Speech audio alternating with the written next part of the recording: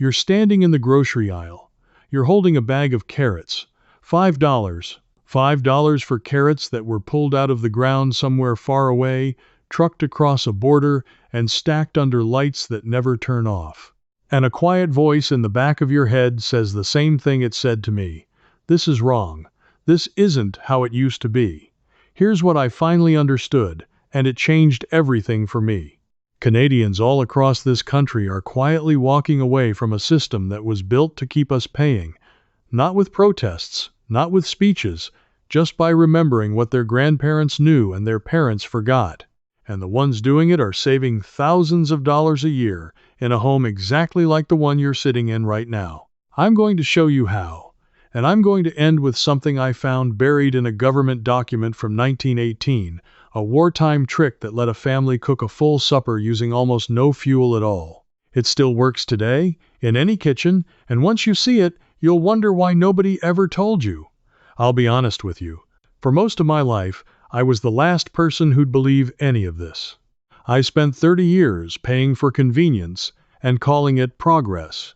Then one cold March afternoon, I stood in my old neighbor Alton's cellar out past Renfrew in the Ottawa Valley, and I watched him pull a carrot out of a wooden crate full of damp sand. That carrot had been picked the previous October, 5 months in the ground floor of his house, no fridge, no power, and it snapped clean in my hand like it was fresh. I'd been throwing money in the garbage my whole adult life, and I didn't even know it. So let me tell you what I learned, because I think you already feel it. You already sense that something got taken from us. I want to help you take it back. Let me start with that cellar, because it's where my whole way of thinking cracked open. For most of us, keeping food means one thing: a refrigerator that hums day and night, and a freezer in the basement humming right beside it. We pay for that humming every single month.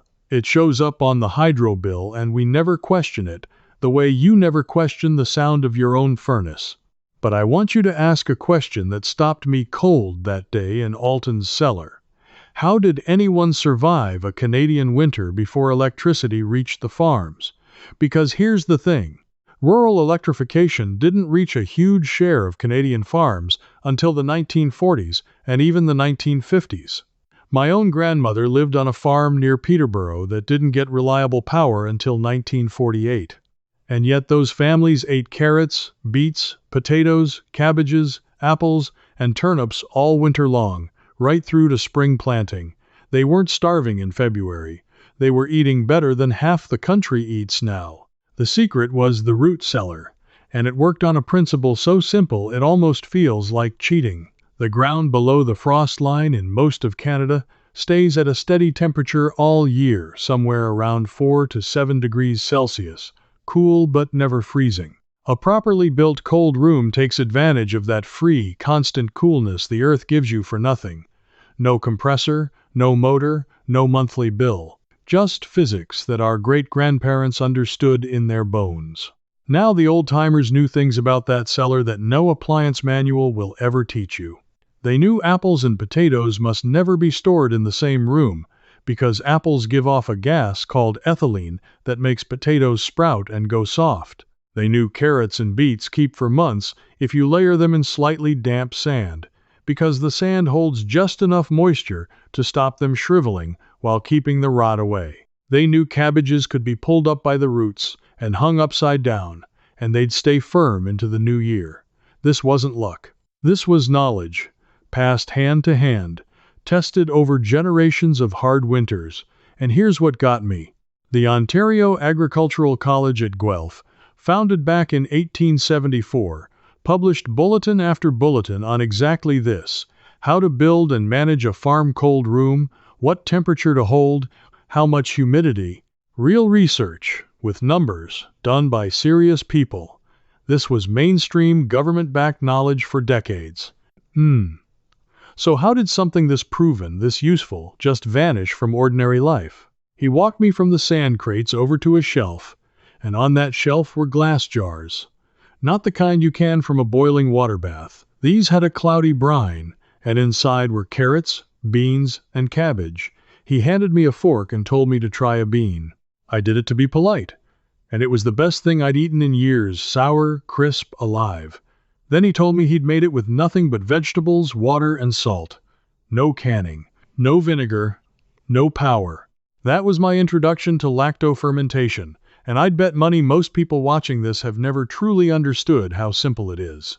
We've been trained to think preserving food means a hot, sweaty afternoon over boiling jars, or a chest freezer running all year. But fermentation is older than both, and it's nearly free. Here's how it works, and why it's safe. When you submerge vegetables in a saltwater brine and keep the air out, the good bacteria that naturally live on the vegetables go to work. They produce lactic acid. That acid preserves the food and creates that tangy flavor, and it does something a freezer can never do. It multiplies the good bacteria that your gut needs. The old country folks didn't have the word probiotic. They just knew that the people who ate their kraut and their pickles all winter stayed healthier. My own doctor spends half our visits telling me to eat more fermented food for my gut. Alton was doing it in 1950 for free. The ratio the old-timers used is one you can remember forever. Roughly 1 tablespoon of salt for every 4 cups of water for a basic brine, or about 2% salt by weight if you want to be exact. You pack your vegetables in a clean jar, pour the brine over until they're fully covered, weigh them down so nothing floats up into the air, and you wait. 3 days on the counter starts the tang. A week or 2 makes it deep. Then you move it somewhere cool, a cellar, a cold corner, a garage that stays above freezing, and it keeps for months. Think about what that means for your grocery bill. A cabbage that costs a couple of dollars becomes a gallon of sauerkraut that would run you $20 or $30 in fancy jars at the store. Beans, carrots, beets, garlic, peppers, all of it preserved with pennies of salt instead of a chest freezer eating electricity every hour of every day. But this is exactly where I started to get uneasy, because I realized fermentation and root cellaring used to be as common as knowing how to boil an egg. Every Canadian household did some version of this within living memory. So who taught us to stop? Who taught us that food only stays good if a machine is running and a company is billing us? Keep that in your mind, because now I have to tell you the part that made me a little bit angry. For a long time, I told myself this knowledge just faded because life got busy and the fridge got convenient. That's the comfortable story. It lets everyone off the hook. But the more I read, the harder that story was to believe. Because starting in the 1950s, there was an enormous, deliberate push to sell the modern kitchen to Canadian families. The electric refrigerator, the big freezer, the packaged and processed food that needed both to survive the trip to your table. And to sell all of that, the old ways had to be made to look like poverty. The cellar became something to be ashamed of. Home fermentation became a peasant habit, something your immigrant grandmother did that you were supposed to grow out of. Self-sufficiency got quietly rebranded as backwardness. And it worked brilliantly. Think about who profited from that shift. Every family that gave up its cold room became a permanent, paying customer for the fridge, for the freezer, for the electricity to run them both forever, and for the packaged food designed to be stored in them. A household that fed itself from a cellar and a few jars of brine was a household that companies couldn't make much money from. A household that depended on machines and packages was a customer for life. I'm not telling you refrigeration is evil. I've got a fridge, same as you. What I'm telling you is that we were sold a story that said the only real way to keep food was the expensive, powered, dependent way, and that story wiped out perfectly good knowledge that had kept this country fed for hundreds of years. We didn't choose to forget. We were encouraged to by people who did very well out of our forgetting, and it went further than food. That same wave of the 1950s and 1960s taught us to be helpless about our own homes, and that's where the real money bled out of us. Which brings me to the thing I most want to give you today, because I know a lot of you are thinking the same thing I thought at first. You're thinking, this is lovely, but I don't have a farm. I don't have a cellar. I live in a house that's 40 years old, or I rent an apartment, and I can't go digging holes or knocking out walls. I thought exactly that, and I almost let it stop me. So this next part is for you, especially the person in the older home, the person who rents, the person who can't call a contractor and doesn't want to. Because the single biggest saving I ever found needs no cellar, no permit, and no permission from anyone. It's about heat, and it's about your windows. Here's a number that ought to make you sit up. In a typical older Canadian home, a huge share of your heat, by many estimates around 25 to 30%, escapes straight through the windows. You are paying, every winter, to heat the outdoors. And for generations before central heating got cheap, Canadians had a whole set of tricks to stop that from happening. They didn't have money to burn, so they didn't burn it. The first one is so simple you'll laugh. Thick curtains, closed at night, open during the day. But not just any curtains, layered fabric that traps a cushion of still air between the cloth and the glass. Our grandmothers made insulated window quilts and hung them the moment the sun went down. That trapped pocket of air is the whole trick. Still, air is one of the best insulators there is, which is exactly why a down coat keeps you warm. It's not the feathers, it's the air the feathers hold. In the daytime, you throw those curtains open on the south side and let the winter sun pour in and heat your rooms for free. Then you shut it in at dusk. That one habit, done right, can noticeably cut what you spend to stay warm. That's the question that started keeping me up at night, and it's exactly why I ended up writing everything I've learned into a book. If any of this is hitting home for you, I want you to know that I put the full picture together in a guide called Canadian Edge, and there's also a deeper version called Deep Canadian, and a complete edition called Canadian Complete, for the people who want every last detail in one place. All the cellar ratios, the brine methods, the window tricks, the fireless cooker instructions, laid out the way a neighbor would hand it to you, plain and practical. You'll find the link in the description below, and I think once you flip through it, you'll understand why I wished someone had handed it to me 30 years ago. But hold that thought, because before I get to who, I need to show you the second thing Alton taught me, and it's the one that saved me the most money. The second trick costs almost nothing, and any renter can do it. It's the plastic film over the window. Now, I know some of you have seen the kits at the hardware store, but let me tell you why it works, because once you understand it, you'll actually do it. When you seal a sheet of clear film over the inside of a window frame, you create a second, still layer of trapped air. You turn a single-pane cold spot into something closer to a double-pane window. Our forebears did the same thing with an inner storm window, a second sheet of glass added for the winter and taken off in spring. You're just doing it with film instead of glass. It's invisible from a few feet away, it peels off in April with no damage to the wall, and it can save real money over one heating season alone. Third, and this one is pure old country wisdom, the draft stopper at the base of the door. A rolled towel, or a long fabric tube filled with sand or rice, laid against the gap under the door.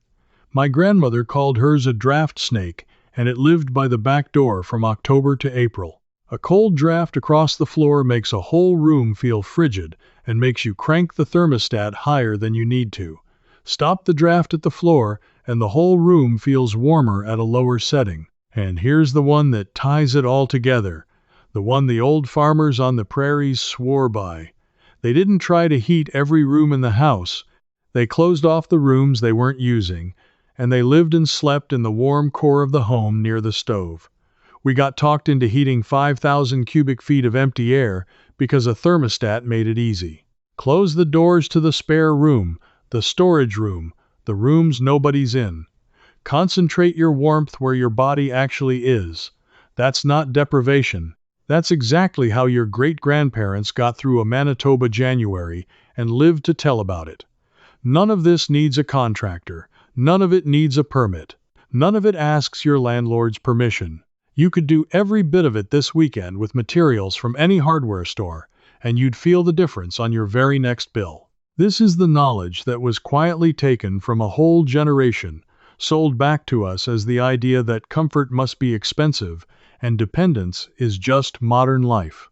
But therefore, if they could make us forget something as basic as closing a curtain to save heat, imagine what else got buried. And that brings me to the thing I promised you at the start, the one I found tucked away in a government document more than 100 years old, the finale that honestly changed the way I cook. I found it while I was reading about the First World War, of all things. During the war, food and fuel were desperately short. Coal was rationed. Wood was needed elsewhere. And in 1918, the Canadian government created something called the Canada Food Board, whose whole job was to help ordinary families waste nothing, not food, not fuel, not a scrap. And in the pamphlets and bulletins of that era, promoted to housewives across the Dominion, was a device with a name that sounds like a riddle: the fireless cooker. The first time I read those two words together, I thought it was a joke. A cooker with no fire. But it is one of the most quietly brilliant things I have ever learned, and it works on the exact same principle as that down coat and that window quilt. Trapped, still air, held heat. Here is how the fireless cooker works, and I want you to really picture it, because you can build one this weekend from things you already own. You take a pot of food, a stew, a pot of beans, a soup, a porridge, a piece of tough meat that needs long, slow cooking. You bring it to a hard, rolling boil on your stove for a few minutes, just long enough to get the whole mass of it screaming hot all the way through. Then you take it off the heat, clamp the lid on tight, and you bury that pot in insulation.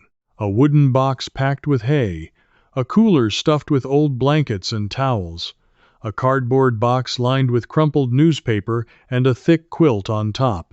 Anything that traps the heat and won't let it escape. And then you walk away. That's the whole thing. The food, sealed in all that trapped heat, keeps cooking. It stays up in the cooking range well above 80 degrees Celsius for hours, slowly, gently, finishing itself while you use no fuel at all. You come back 4, 5, 6 hours later, and your beans are done. Your stew is tender. Your porridge is ready. You paid for a few minutes of boiling and got a full, slow-cooked meal out of it. It's the original slow cooker, except it draws not a single watt of power the entire time it's working. Think about what our great-grandmothers did with this. A woman could bring her supper to a boil in the morning, pack it into the hay box, go out and work the whole day in the field or the garden, and come home to a hot, finished meal with the stove cold and dark the entire time. During the war, families used this to stretch scarce coal across a long winter, and the Canada Food Board, an arm of the government of this country, printed the instructions and pressed them into the hands of ordinary people, because it worked and because the nation needed every ounce of fuel it could save. Now think about how perfectly this fits everything I've told you. A tough, cheap cut of meat, the kind that costs a fraction of the fancy cuts, becomes fork tender in a fireless cooker, because tough meat only needs long, low, gentle heat to break down. Dried beans, some of the cheapest, most nourishing food on earth, cook up perfectly with almost no fuel. The very foods that cost the least are the ones this method turns into the best meals. It's as if it was designed for exactly the household that wants to eat well and spend little because it was. And here is the part that made me feel that old anger again. This isn't a lost art because it stopped working. It works today just as well as it did in 1918. Every camping cookbook that talks about thermal cooking, every modern insulated cooker sold for $100, is selling you the exact same physics the Canada Food Board gave away for free to save the country during a war. The knowledge never failed us. It was just allowed to slip out of memory, because a family that can slow cook a cheap supper in a box of hay is a family that isn't buying much from anyone. So let me tell you how to try it. This weekend, with zero risk, find a big pot with a tight lid and a cooler, or a cardboard box, and a pile of old towels or blankets. Make a pot of dried beans or a hearty stew. Bring it to a full, hard boil for a good 10 minutes, so it's heated right through to the core. Then move fast lid on tight, pot into the cooler, pack every gap around it with towels so no heat can escape, close it up, and leave it for at least 4 to 6 hours. When you open it, your meal will be cooked, the food will be safe because you started it screaming hot and held it hot, and you'll have used a fraction of the energy you normally would. The first time I lifted that lid and smelled a finished stew that had cooked itself in a picnic cooler, I actually laughed out loud in my own kitchen. I felt like I'd gotten away with something. In a way, I had. I'd gotten back something that was mine all along. That's the moment it all came together for me. The cellar, the brine jars, the window quilts, the box of hay, they're not separate tricks. They're pieces of one whole way of living that this country used to know by heart. A way of feeding and warming and caring for your own family without a machine and a bill standing between you and every basic need. Somebody profited enormously from us trading that away for convenience. And the beautiful part, the part that keeps me going, is that not one bit of it was ever really lost. It was only set down, and anything that's been set down can be picked back up. Here's what I want you to feel, standing where you are right now. You didn't lose this because you weren't smart enough or careful enough. It was quietly taken, sold back to you piece by piece, and dressed up as progress. But it's still here, in old bulletins and old cellars, and the memory of a few old-timers like my neighbor Alton. And now it's in you. You are not the kind of person who's content to pay forever for things your own grandparents did for free. If you've watched me this long, I already know that about you. You're the kind who suspects deep down that a lot of what we call modern life is really just an expensive way of forgetting what we used to know. And you're right. You were right all along. So do one thing for me. Tell me in the comments which one you're going to try first. The sand crate for your carrots, the salt brine, the plastic on the windows, or the box of hay that cooks your supper with no fire. I read them, and I want to know which one speaks to you. Don't just think it. Write it down below. It matters more than you know, because every person who says it out loud is one more Canadian quietly taking this knowledge back. And if you feel what I feel, that this isn't just about saving a few dollars, but about reclaiming something that was taken from all of us, then come along with me. Subscribe and stand with the people who are quietly rebuilding this old, honest way of living, one household at a time. Because next time, I'm going to show you the forgotten way Canadian families kept milk and butter fresh through a whole summer with no refrigerator and no ice, a cooling trick that used nothing but a clay pot, a bit of water, and the wind. It sounds impossible. It isn't. And once you see it, you'll never look at your power bill the same way again. I spent 30 years paying for what my own family used to do for free. Don't wait as long as I did. The knowledge is yours now. Go use it. I hope Alton's cellar story stayed with you, because there's so much more I couldn't fit here. Come join me inside the Northern Ways Circle, where I share the complete root cellar build, picking up right where we left off. Ask me your own question, and I answer you myself. You won't be doing this alone. Just point your phone's camera at the code on screen, and you can cancel anytime.